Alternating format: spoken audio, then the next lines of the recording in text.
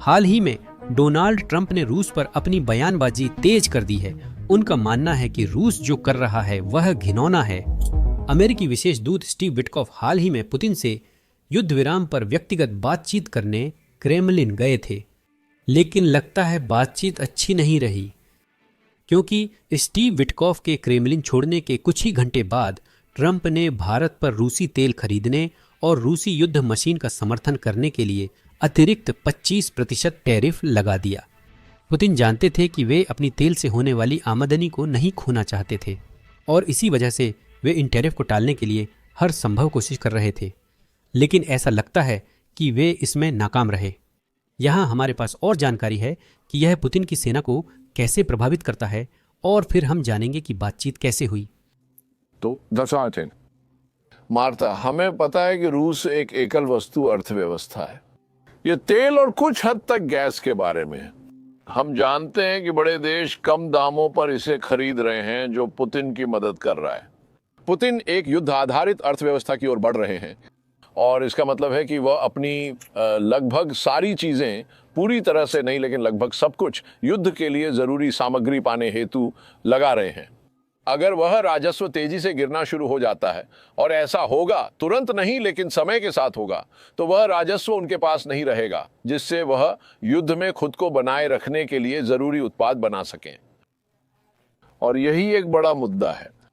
Trump ने आज सुबह एक कार्यकारी आदेश पर हस्ताक्षर किए और इसमें लिखा है, राष्ट्रपति ट्रंप ने एक कार्यकारी आदेश पर हस्ताक्षर किए जिसमें भारत पर रूसी संघ का तेल सीधे या परोक्ष रूप से आयात करने के लिए अतिरिक्त 25% शुल्क लगाया गया है। आदेश में यह भी कहा गया है कि जो देश या मध्यस्थ रूसी तेल का आयात करते हैं, जिसमें वे भी शामिल हैं जहां तेल की उत्पत्ति रूस से जुड़ी हो, उन पर भी ऐसा ही शुल्क लगाया जा सकता है। अब यहाँ दो बातें ध्यान देने वाली हैं।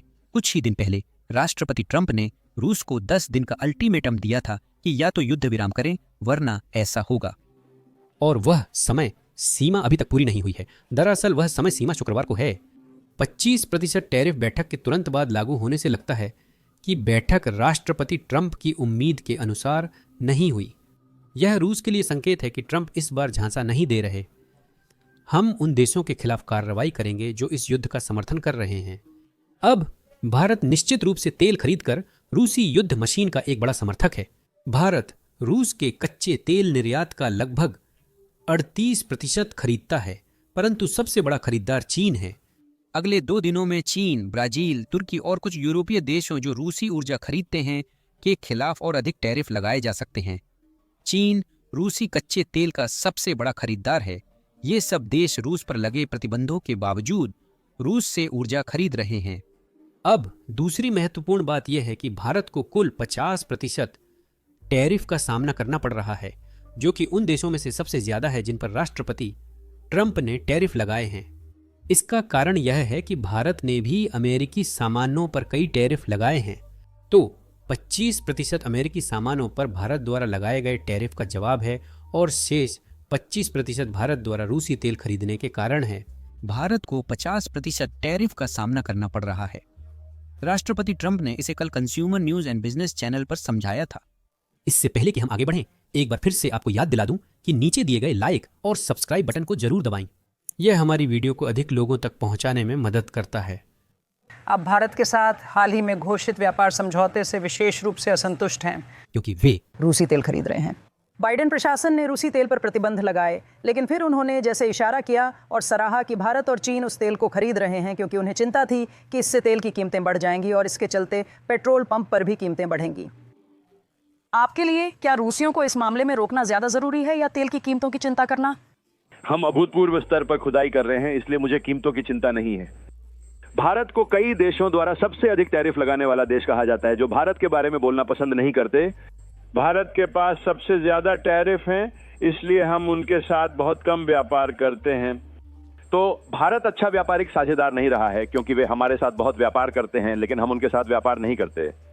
हमने 25% पर समझौता किया, लेकिन मैं अगले 24 घंटों में इसे काफी बढ़ाने वाला हूं, क्योंकि वे रूस को तेल बेचकर युद्ध में मदद कर रहे हैं। यदि वे ऐसा करने वाले हैं तो मैं यहां नहीं रहूंगा। कई सौदे साइन हुए हैं। मुझे लगा था कि भारत का समझौता जल्द ही होगा। मुझे नहीं पता कि वहां अड़चन क्या है मिस्टर प्रेसिडेंट। लेकिन चलिए, क्योंकि हमारे पास पूरा दिन नहीं है, हमें बात करनी है। भारत के साथ अड़चन यह है कि वहां के टैरिफ बहुत ज्यादा हैं। भारत सबसे ऊंचे टैरिफ से यहां तक आया है। वे हमें 0 टैरिफ देंगे और वे चीन को अंदर आने देंगे, लेकिन ये ठीक नहीं है। तेल के साथ जो हो रहा है वह पर्याप्त नहीं है। यहाँ चीजें उलझन भरी हो जाती हैं, खासकर मेरे जैसे किसी के लिए जो इसे फॉलो कर रहा है।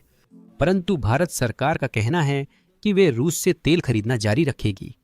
लेकिन भारतीय कंपनियां जो वास्तव में रूसी तेल खरीद रही थीं, जैसे ही ट्रंप की चेतावनी कुछ दिन पहले घोषित हुई, उन्होंने वास्तव में रूसी तेल खरीदना बंद कर दिया।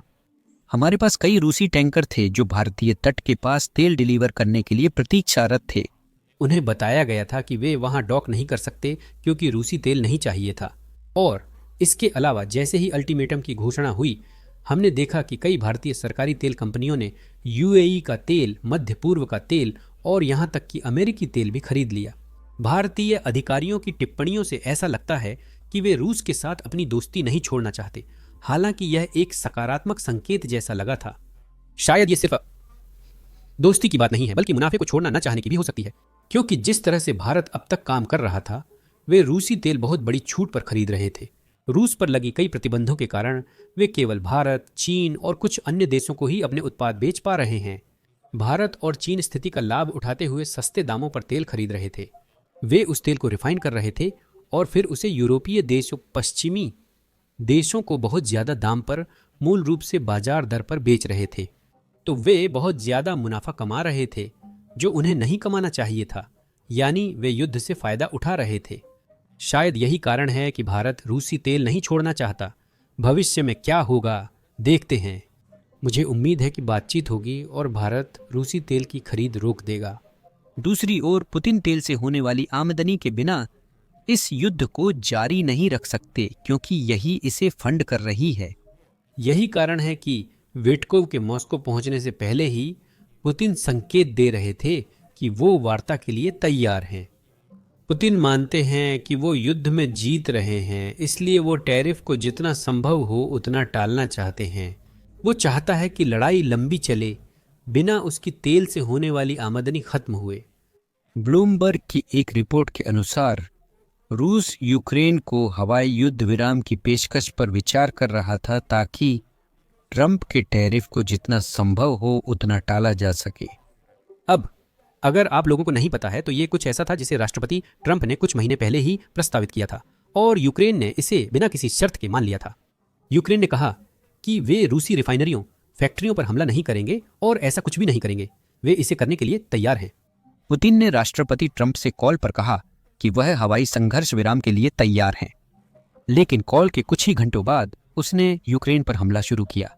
उसने यूक्रेनी रिफाइनरियों, यूक्रेनी ऊर्जा ढांचे और यूक्रेनी मॉल्स पर ड्रोन भेजना शुरू कर दिया। अमेरिका द्वारा हमला न करने की सहमति देने के मात्र 2 घंटे बाद उसने नागरिकों पर हमला शुरू कर दिया। राष्ट्रपति ट्रंप ने हवाई संघर्ष विराम का प्रस्ताव दिया था ताकि दोनों पक्ष वार्ता कर सकें। वह दोनों पक्षों को 30 दिन के युद्ध विराम के लिए राजी करना चाहते थे, लेकिन रूस तैयार नहीं था, इसलिए उन्होंने अपनी मांग कम कर दी। उन्होंने कहा कि ठीक है, हवाई संघर्ष विराम पर सहमत होते हैं और आप लोग बातचीत करें। हवाई संघर्ष विराम की घोषणा के 30 दिन बाद आप लोग एक दीर्घकालिक शांति समझौता करें ताकि यह युद्ध समाप्त हो सके। और यूक्रेन ने इन सब बातों पर सहमति जताई। वे अमेरिका की हर मांग बिना किसी शर्त के मानने को तैयार थे। दूसरी ओर रूस की इतनी सारी शर्तें थीं कि ऐसा लग रहा था कि वे शांति नहीं बल्कि युद्ध जारी रखना चाहते थे। और अब भी वही बात है। रूस जानता है कि रूसी सहयोगियों पर दबाव डालना रूसी अर्थव्यवस्था को वाकई बहुत ज्यादा नुकसान पहुंचाएगा, इसलिए वे इस हवाई युद्ध विराम की पेशकश कर रहे हैं ताकि उस शुल्क को यथासंभव टाल सकें। हवाई युद्ध विराम से युद्ध पश्चिमी देशों की नजरों से गायब हो जाएगा। यह नागरिकों की जान बचाने के साथ साथ रूस के लिए एक ढाल का काम करेगा ताकि वह मोर्चे पर अपनी कार्रवाई जारी रखते हुए कम निगरानी में अपने लक्ष्यों को हासिल कर सके।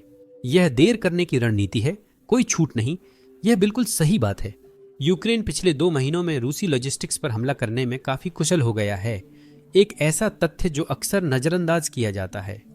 यूक्रेन रूस की वायु रक्षा में कमजोरियां खोजने और युद्ध के लिए महत्वपूर्ण फैक्ट्रियों, रेल लाइनों और ईंधन डिपो पर हमला करने में सक्षम हो गया है। रूस एक हवाई युद्ध विराम चाहता है ताकि यूक्रेन का सबसे बड़ा लाभ छीन सके। इससे रूस की यूक्रेनी ड्रोन द्वारा रातों रात फैक्ट्री को तबाह करने की परेशानी भी खत्म हो जाती है। यूक्रेनी ड्रोन सैकड़ों मिलियन डॉलर के जेट्स को भी तबाह कर सकते हैं, क्योंकि रूस पूरे देश को हवाई सुरक्षा नहीं दे सकता। इसीलिए बिना युद्ध विराम और दीर्घकालिक शांति की प्रतिबद्धता के हवाई संघर्ष विराम का कोई अर्थ नहीं है। यह यूक्रेन के लिए कोई रियायत नहीं है। यह एक ऐसी चीज है जो लंबे समय में यूक्रेनी नागरिकों को नुकसान पहुंचाएगी। पुतिन अब भी मानते हैं कि रूस जीत रहा है और वे शुक्रवार से पहले ट्रंप के युद्ध विराम अल्टीमेटम को नहीं मानेंगे। पुतिन डोनेट्स्क, लुहांस्क, जापोरिजिया और खेरसान पर पूरा नियंत्रण चाहते हैं। वह ट्रंप को नाराज करने का जोखिम नहीं उठाएंगे, लेकिन अपने लक्ष्यों को नहीं छोड़ेंगे। पुतिन अमेरिकी प्रतिबंधों को सहने योग्य मानते हैं। 3.5 साल की जंग के बाद भी 300 अरब डॉलर की रिजर्व राशि जमी हुई है। रूस में विदेशी प्रत्यक्ष निवेश 63% घट गया है। किंतु रूस की युद्ध अर्थव्यवस्था अभी भी कार्यरत है। उत्तर कोरियाई गोला बारूद और चीनी पुर्जों के सहारे युद्ध मशीन चल रही है। रूसी अधिकारियों का मानना है कि ट्रंप की धमकी सिर्फ दिखावा है। चीन और भारत पर प्रहार से तेल की कीमतें बढ़ सकती हैं, अमेरिकी गठबंधनों पर दबाव पड़ सकता है और उनकी खुद की अर्थव्यवस्था प्रभावित हो सकती है। मॉस्को को शक है कि वह इतना बड़ा जोखिम उठाएंगे। ट्रंप ने मार्च में निजी तौर पर हैरान करने वाले बड़े समझौते पेश किए थे। पुतिन ने प्रतिबंधों को हटाने, क्रीमिया व कब्जे वाले इलाकों की मान्यता देने और युद्ध विराम के प्रस्ताव को अस्वीकार कर दिया। पुतिन द्वारा इसे ठुकराने पर सबसे चौंकाने वाली बात क्या थी? जेडी वेंस प्रशासन के सबसे अलगाववादी सदस्यों में से एक हैं। चुनाव से पहले आपने शायद उनके यूक्रेन संबंधी बयान सुने होंगे। उन्होंने सामने आकर कहा कि रूस की मांग अनुचित है। जेडी वेंस ने पुतिन की जिद के कारण अपना मन बदल लिया। मेरी राय में अमेरिका कुछ ऐसी चीजें छोड़ने को तैयार था जो हमें नहीं छोड़नी चाहिए थी, फिर भी पुतिन ने मना कर दिया। पुतिन अमेरिका से कह रहे थे कि वह यूक्रेन को उस क्षेत्र को छोड़ने के लिए मनाए जिसे रूस ने अभी तक कब्जा नहीं किया है। रूसी सेना द्वारा नियंत्रित नहीं किए गए क्षेत्र छोड़ दें। मेरे विचार से ट्रंप का रूस के प्रति रवैया तब बदला जब उन्हें एहसास हुआ कि पुतिन शांति नहीं बल्कि इस युद्ध में एकमात्र व्यक्ति हैं जो शांति नहीं चाहते। यूक्रेन शांति के लिए तैयार है और उस क्षेत्र को भी छोड़ने के लिए तैयार है जिस पर वर्तमान में रूस का नियंत्रण है। वे आधिकारिक तौर पर इसे स्वीकार नहीं करेंगे, लेकिन वर्तमान अग्रिम मोर्चे पर युद्ध विराम से खुश हैं। पुतिन पूरे यूक्रेन पर कब्जा चाहते हैं। वो और भी चाहते हैं। पुतिन युद्ध क्षेत्र को निर्णायक मानते हैं। रूसी सेनाओं ने जुलाई में 500 वर्ग किमी क्षेत्र कब्जाया। क्रेमलिन के अंदरूनी सूत्रों के अनुसार इस समय न सेना और न ही जनता रुकने को तैयार है। जनवरी 2024 से रूस ने यूक्रेन के 5000 वर्ग किलोमीटर से भी कम क्षेत्र पर कब्जा किया है, जो देश के 1% से भी कम है। इस रफ्तार से व्लादिमीर पुतिन को पूरे यूक्रेन पर कब्जा करने में 200 साल लग जाएंगे। पुतिन यूक्रेन के साथ निम्न स्तरीय शांति वार्ताओं से ट्रंप के प्रति अपनी खुली सोच दिखाते हैं, बिना कोई रियायत दिए। मई से अब तक ये वार्ताएं 5 बार हो चुकी हैं, लेकिन ये सिर्फ मानवीय आदान प्रदान पर ही केंद्रित रही हैं। संघर्ष विराम की शर्तों पर प्रगति नहीं हुई है। अब यहीं पर मैं कुछ दिलचस्प बात करना चाहता हूं, क्योंकि निश्चित रूप से मुझे यकीन है कि आप में से कुछ लोग सोच रहे होंगे, आखिर पुतिन को क्यों लगता है कि वह युद्ध जीत रहे हैं? उन्हें क्यों लगता है कि वे यूक्रेन के और हिस्से पर कब्जा कर सकते हैं? इसका मुख्य कारण है कि वह अमेरिकी दबाव में झुकने का प्रदर्शन नहीं करना चाहते। लेकिन दूसरी बात जो यहाँ भूमिका निभा सकती है वह कुछ है जो मैंने जैसन जे स्मार्ट से सीखा। अगर आप उनका चैनल फॉलो नहीं कर रहे हैं तो मैं सलाह दूंगा कि आप देखें। पुतिन के नज़दीकी लोग उनसे इतना डरते हैं कि वे उन्हें ऐसी जानकारी दे रहे हैं जिससे वह उन्हें अपने करीब रखें। पुतिन इंटरनेट का इस्तेमाल नहीं करते, उन्हें जानकारी पाने का अन्य माध्यम नहीं है। वे मोबाइल फ़ोन का इस्तेमाल नहीं करते क्योंकि उन्हें डर है कि कोई उसे हैक या उड़ा सकता है। Putin federal security service agents और अपने करीबियों से सारी जानकारी लेते हैं जो उन्हें कभी बुरी खबर नहीं देते। वे उन्हें सिर्फ अच्छी खबरें देते हैं और रूस की मोर्चे पर की सफलताओं को बढ़ा चढ़ाकर पेश करते हैं। वह रूसी सेना से चाहता है कि वे सफलता को दोहराते हुए आगे बढ़ते रहें। साथ ही वह नहीं जानता कि टैरिफ्स रूसी अर्थव्यवस्था को कितना नुकसान पहुंचा सकते हैं या रूसी अर्थव्यवस्था इस युद्ध के खर्च को कितनी देर तक बर्दाश्त कर पाएगी। रूस ने अपनी अर्थव्यवस्था को इस युद्ध पर केंद्रित करने के लिए पुनर्व्यवस्थित कर लिया है, जो पागलपन है। कंपनियां लोगों की जरूरत की चीजें बनाना बंद कर रही हैं। ब्रेड की कमी के बावजूद ब्रेड कंपनियां ब्रेड का उत्पादन नहीं कर रही हैं। रूस में खाद्य संकट है। ब्रेड के दाम बहुत बढ़ गए हैं। ब्रेड की इतनी ज़्यादा कमी है कि अब वे एक स्लाइस ब्रेड जो हाथ जितनी छोटी होती है उसे पैक्ड प्लास्टिक में एक एक करके बेच रहे हैं। लोगों को ब्रेड की बहुत ज़रूरत है। मांग बढ़ गई है लेकिन सप्लाई उसके अनुसार नहीं हो रही है। और इसके पीछे एक वजह यह है कि रूसी बेकरी अब महंगाई वगैरह के कारण अपना बिजनेस बदल रही हैं और सरकारी कॉन्ट्रैक्ट पूरे करने पर ध्यान दे रही हैं। रूसी बेकरी सचमुच ब्रेड की जगह ड्रोन बना रही हैं, जबकि ब्रेड की कमी है। एक रूसी मीडिया संस्था की इस विषय पर रिपोर्ट वास्तव में हास्यास्पद है। कौन सोच सकता था कि ये छोटे छोटे ड्रोन कॉप्टर किसने सोचा था कि ये छोटे ड्रोन कॉप्टर आधुनिक युद्ध की रणनीतियों को इतना बदल देंगे। इन्होंने तथाकथित यूक्रेनी जवाबी हमले की असफलता में अहम भूमिका निभाई थी। टैंक चालक दल को भी इन खिलौनों का ध्यान रखना होता है। स्वयंसेवी आतंकवादियों ने हमारी मदद करने के लिए सहमति जताई है। क्या आतंकवादी बच पाएंगे? हम देखेंगे। हमारा आतंकवादी चमकीले रंग की लिपस्टिक लगाए हुए है, लेकिन सच में यूरोपियनों के लिए यह स्वीकार्य है। ड्रूइड, मैं पक्षपाती हूं। सब तैयार है, चलो चले। शुरू करना चाहिए।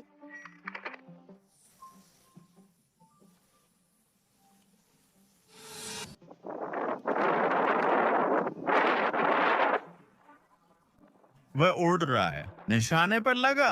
हाँ, ड्रोन का यही मुख्य उद्देश्य है। ये ड्रोन इसी उद्देश्य से बनाए गए हैं ताकि आप इसे समझ सकें। बेका ने करीब 1.5 किलो ट्रोटिल लगाया। बाकुस ने लगभग 1.5 किलो TNT ले जाया, जो आवश्यकता से अधिक साबित हुआ। यह रहा हमारा टेरासिक। उसका मेकअप बिल्कुल सही है। हिट्स की संख्या, कटी हुई श्वास नली।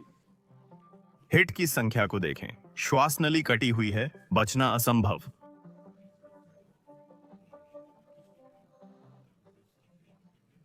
तांबोव की बेकरी ने तुरंत ड्रोन निर्माण आरंभ किया। सोवियत काल में लगभग सभी फैक्ट्रियों का दोहरा उद्देश्य था। कल उन्होंने मैक्रोनी बनाई थी, आज वे गोलियां बना रहे हैं। यहां भी वही बात है, आप जो चाहें ले सकते हैं, ब्रेड या ड्रोन। उनकी खुशबू ताजे ब्रेड जैसी है। सोचिए जरा।